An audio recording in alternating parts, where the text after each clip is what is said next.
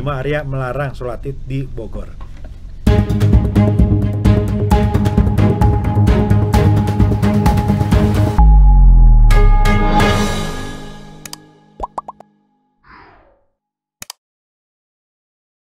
Ya.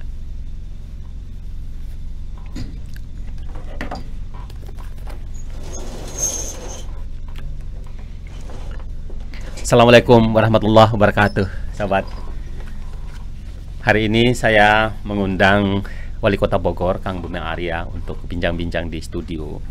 Dan saya juga sesungguhnya mengajak beberapa wali kota yang lain, ya, termasuk Wali Kota Medan, kemudian Surabaya, kemudian juga Semarang, dan saya sudah minta waktu ke Gubernur DKI. Kita akan berbicara tentang mudik Lebaran. Jadi sebelum saya ngobrol dengan Kang Bima tentang mudik Lebaran, gimana puasa ini, Kang Bima? Alhamdulillah, nggak kerasa ini sudah beberapa hari injury time mendekati hari kemenangan ya. Mudah-mudahan lancar semua. Gimana? Tadarus? Ya insya Allah lah, kalau 10 hari terakhir nih kita perbaiki semua lah, memanfaatkan waktu yang tersisa.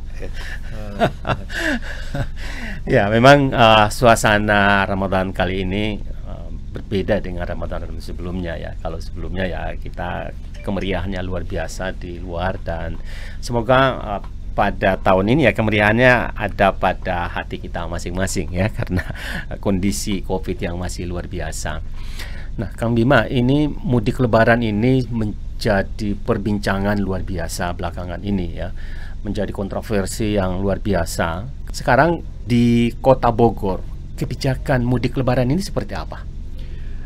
Latar belakangnya kan dua ya. Yang pertama karena memang setiap libur panjang ini tren COVID naik. Tahun lalu setelah libur Lebaran itu 90% kenaikan kasus positif. Wow. Itu yang pertama. Padahal sekarang trennya sedang menurun. Di Kota Bogor sendiri sekarang sangat landai. Bahkan beberapa hari yang lalu itu rekor terendah, hanya 13 positif 13 per hari. Ya. Jadi kita mengantisipasi kalau kerumunan mobilitas warga tidak terkendali maka akan naik lagi. Itu poin pertama. Poin kedua, fenomena yang terjadi di banyak negara, India, Jepang, bahkan negara tetangga kita, Singapura, Malaysia, yang sekarang juga trennya naik.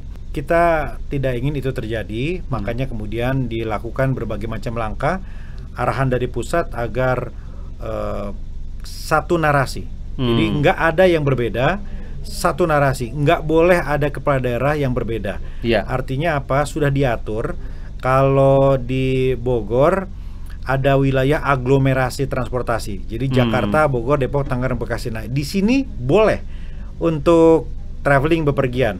Jadi orang Bogor boleh ke Jakarta, orang Depok boleh ke Tangerang, oleh Jakarta boleh ke Bogor tetap ya. Tetapi di luar itu nggak boleh.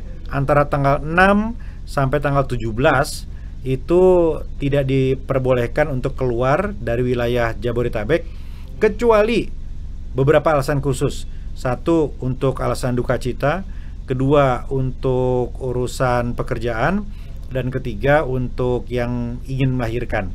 Tapi wartawan liputan boleh kan? Tegas, dihitungnya tugas. Nggak apa-apa kalau tugas. Aglomerasi ini melibatkan beberapa daerah ya di sekitar ya. Nah, tetapi kan Jakarta, kemudian Tangerang, Bekasi, Depok ini kan daerah dengan penduduk terbesar, penduduk luar biasa. Nah, kalau mobilitas mereka ini dari Jakarta, dari Tangerang masuk ke Bogor, ini kan jumlahnya juga besar. Apakah tidak mempertimbangkan, kebijakan ini tidak mempertimbangkan efek ini? Ya kita lihat di Pati kemarin kan 39 orang positif akibat dari mudik. Ini kan juga akan mengumpulkan orang. Mereka-mereka yang datang ini kan ngumpul juga. Orangnya dari luar sana yang jauh ngumpul juga, yang ngumpul juga, nggak ada bedanya. Pertama, ini kebijakan pusat, Bang Azharin. Jadi kita lakukan apa yang sudah diatur lewat peraturan menteri dan sebagainya. Jadi aglomerasi itu, zonasi itu sudah diatur oleh kementerian. Yang kedua, yang bisa kita lakukan adalah di domestik kotanya. Artinya yang harus kita antisipasi jangan sampai Bogor menjadi tujuan dari liburan warga Jakarta dan sekitarnya. Nah, karena itu ada kebijakan ganjil genap, ada yang mungkin nanti dimodifikasi. Ini belum kita putuskan seperti apa. Mungkin saja berlakunya sore, mungkin juga berlakunya 2 hari. Ini masih belum kita putuskan. Yang kedua adalah kebijakan untuk menerapkan swab antigen di tempat-tempat hiburan. Dan yang ketiga kita masih tunggu. Kalau Jakarta akan menutup tempat hiburannya, maka bukan tertutup kemungkinan Bogor juga akan menutup. Ya. Tempat hiburan yang dimaksud adalah tempat wisata keluarga seperti ada Jungle, Kebun Raya misalnya. Nah, ini titik-titik yang sangat rawan terjadi penumpukan. Di situ nanti akan ditempatkan posko atau pos swab antigen. Iya, kita punya banyak swab antigen, masih ada 30.000. Jadi kita siapkan secara gratis di situ. Tetapi kalau warga memang sudah membawa, ini kan bisa diperlihatkan saja. Tapi yang belum ya kita akan swab di situ. Sekali lagi bahwa warga yang dari Jakarta, dari Tangerang, dari Bekasi, dari Depok yang mau mudik ke Bogor itu nggak masalah. Nggak masalah. Ya, begitu juga sebaliknya dari Bogor yang mau ke Tangerang, mau ke Jakarta, mau ke Bekasi, mau ke Depok nggak masalah. Nggak masalah di dalam peraturan mudik Lebaran ini. Nah, tetapi itu tadi efek yang kita harapkan. Sejauh apa pemerintah kota menyiapkan atau mempersiapkan pengawasan terhadap eskalasi orang yang akan masuk ke sini? Satgas sudah melakukan berbagai simulasi. Pertama adalah penyekatan di perbatasan. Ya. Jadi ada tim dari kami dari Satgas yang di backup penuh oleh TNI Polri. Ada 6 titik di perbatasan untuk mengecek itu. Kedua adalah di tingkat wilayah. Artinya di tingkat RT, RW kita lakukan penguatan posko-posko di sana.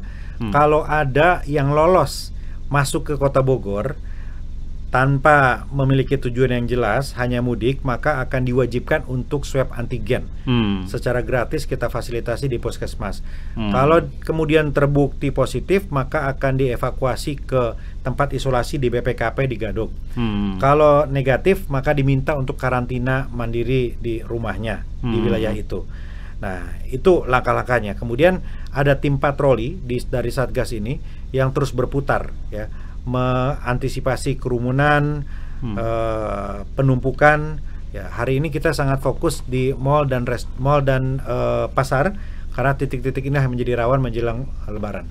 Nah, ancaman Anda akan mengisolasi orang-orang yang masuk ke Bogor itu orangnya itu siapa?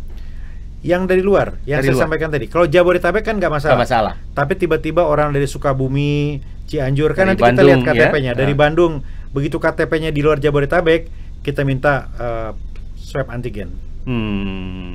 Jadi isolasi itu maksudnya? Ya, kalau di swab antigen itu positif, itu ditarik di tempat isolasi kita di Gadok, di Gadok. Atas tanggungan kita. Tetapi kalau negatif, ya di rumah yang dituju ini, jadi tidak dipulangkan di rumah yang dituju ini. Iya. Berarti ada dua isolasi yang akan dilakukan oleh pemerintah Kota Bogor kepada orang-orang yang di luar aglomerasi ini masuk ke sini. Yang pertama adalah jika begitu di swab positif maka akan digadok di Gadok. Kemudian yang kedua, kalau negatif maka isolasi mandiri di rumah yang dituju, di rumah keluarga yang dituju. Ya, jadi ya ini juga usaha pemerintah untuk mereduksi kemungkinan eskalasi COVID-19 di Kota Bogor ini semakin meluas. Nah, ini satu hal. Kemarin itu ribut juga tentang pernyataan Anda seolah-olah Anda ini melarang sholat Id di Bogor. Saya melihat pola pemberitaan ini sudah mengarah kepada tendensi-tendensi lain, ya. Jadi kalau kita lihat antara judul dengan konten itu nggak nyambung. Padahal jelas sekali ketika saya nyatakan pemerintah kota meniadakan sholat Id di tingkat kota yang biasa dilakukan di lapangan terbuka, ya, di pusat kota, seperti di Kebun Raya ataupun di IPB atau di Sempur. Nah, itu nggak ada. Biasanya kan setiap tahun ada yang dihadiri oleh Forkopimda, DPR, ya, tokoh-tokoh masyarakat, ya, ribuan warga kumpul di situ. Itu kita tiadakan. karena kita tidak mau terjadi penumpukan di situ. Tetapi sholat id di masjid-masjid ataupun lapangan di wilayah dalam skala yang terbatas dengan kapasitas maksimal 50% dipersilakan. Dengan tetap menjaga protokol kesehatan. Nah, persoalannya adalah ada beberapa media yang menjadikan headline-nya itu tidak sesuai. Bima Arya melarang sholat id di Bogor. Hebat banget ini, larang sholat id. Saya tidak mengundang Kang Bima untuk mengklarifikasi ini juga, tapi menurut saya ini juga karena kami juga punya media, jangan-jangan ini adalah diplesetkan oleh media. Tapi sesungguhnya yang dimaksud adalah larangan sholat id di pusat kota yang dihadiri oleh Forkopimda, ya, di tempat-tempat yang sering dilakukan seperti di Kebun Raya, kemudian di Taman Sempur, kemudian di halaman IPB yang besar itu dengan jamaah yang bukan hanya Forkopimda, tapi ada beberapa kegiatan yang sama, ya. Kadang-kadang begini, Bang. Forkopimda mengadakan kegiatan sholat id itu di Kebun Raya, tetapi ada beberapa yang lain di lapangan terbuka, meminta izin ke Pemkot. Ada yang pakai Sempur, misalnya, ada yang pakai Taman Helang. Nah, ini kita tiadakan. Itu. Jadi yang di tingkat kota di lapangan terbuka dengan skala besar. Ya, jadi sholat id ini lebih diarahkan ke masjid masing-masing dan di wilayah masing-masing yang mungkin daerahnya tidak merah, kira-kira begitu. Ya, sekarang ini kebetulan alhamdulillah tidak ada yang merah. Di Bogor tidak ada yang merah. Jadi kan ada dua risikonya. Pertama, penumpukan ketika sholat atau setelah sholat. Yang kedua adalah mobilitas antar kecamatan. Nah, ini yang kita hindari gitu. Jadi sebaiknya ya di tempat masing-masing gitu. Kalau di kecamatan masing-masing, di kelurahan masing-masing gitu ya. Okay. Nah, kemudian apakah kebijakan sholat id di Kota Bogor ini juga sebagai bagian dari satu narasi itu? Betul. Jadi arahan dari pemerintah pusat adalah sholat id dibolehkan, tetapi pemerintah kota atau pemerintah daerah bisa memiliki diskresi manakala ada hal-hal yang harus diantisipasi terkait dengan perkembangan COVID-nya. Itu. Dan yang kedua, ya pemerintah kota diminta untuk memastikan protokol kesehatan tetap dipatuhi ketika pelaksanaan sholat id dan taraweh. Ya. Nah, kalau kemarin ada edaran atau semacam maklumat ya dari Menteri Dalam Negeri tentang pembatasan buka puasa bersama dan halal bihalal, itu gimana? Ya, memang mendadak kami terima. Dan saya kira kita menindaklanjuti itu dengan juga mengedarkan surat dengan substansi yang sama. Karena kita lihat sekarang banyak kegiatan bukber, baik di dinas, BUMD, masyarakat dan sebagainya. Ini kan yang berisiko, karena setelah ditelusuri banyak sekali kasus positif terjadi ketika makan-makan bersama-sama itu. Jadi kita mendukung itu. Dan halal bihalal di tingkat pemerintah kota pun kemudian ditiadakan. Biasanya hari pertama setelah Lebaran masuk, kemudian ada halal bihalal ASN. Nah, ini pun kita tiadakan. Nah, Kang Bima, kira-kira asumsi nanti tren COVID-19 di Kota Bogor ini setelah Lebaran ini seperti apa? Sekarang ini masih landai. Beberapa hari yang lalu di angka 13. Tetapi hari ini naik sedikit ya, 40 ya. Sangat tergantung atas kemampuan kita untuk mengantisipasi mobilitas dan kerumunan tadi ya. Kalau trennya tetap seperti ini, artinya tidak ada mobilitas yang tidak terkendali, kerumunan berhasil kita pecah begitu. Saya optimis di Kota Bogor ini tetap landai ya. Tetapi harus diakui Bogor kan nggak terlepas dari Jakarta dan sekitarnya. Yang kita khawatirkan adalah di Bogor berhasil kita bendung, berhasil kita urai, berhasil kita cegah, tapi di Jakarta dan sekitarnya kemudian tidak seperti itu dan mereka masuk ke Kota Bogor. Nah, kita khawatir kalau Lebaran hari pertama hari Kamis, kita sangat khawatir orang Jakarta yang tidak bisa berlibur ke Bandung, mereka mungkin lebih akan memilih berlibur ke Bogor daripada ke kota lainnya sekeliling Jakarta. Nah, ini yang menjadi concern utama kita sekarang. Nah, kita khawatir kemudian penularan itu akan masif terjadi di saat-saat itu ketika kita tidak mengantisipasi.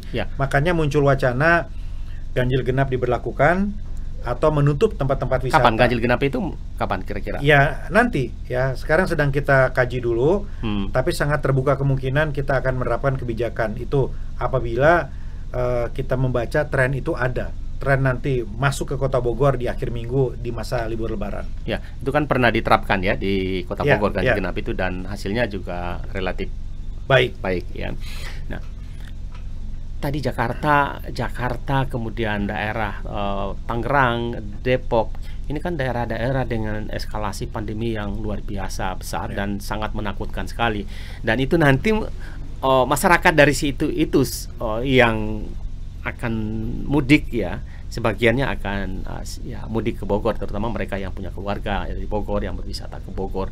Nah, ini juga ya, kita berharap pemerintah Kota Bogor lebih siap lagi menghadapi kemungkinan ini. Kenapa? Karena ya kita tidak ingin gelombang berikutnya datang lagi ya. Kita berharap ya apa yang keadaan yang sudah ada sekarang ini ya betul-betul akan terus negatif dan ya, masyarakat ini bisa lebih berekonomi dengan baik, bersosial dengan baik ya, sehingga bisa hidup kembali sebagaimana yang waktu-waktu yang dulu ya.